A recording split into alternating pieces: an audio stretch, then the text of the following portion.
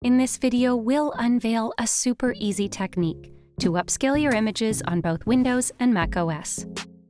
Start off by opening your preferred browser on either Windows or Mac and searching for PixelCut. We've also attached the link in the description below. Hop onto the website, click on Upload Image, and choose the image you want to enhance. Alternatively, you can also drag and drop that file. It will take a few seconds to load that image.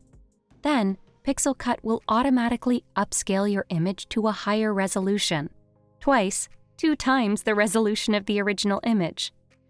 Keep in mind, if you're aiming to upscale your image to 4 times from the left panel, or looking to upscale multiple images at once, upgrading to PixelCut Pro is the way to go. And there you have it.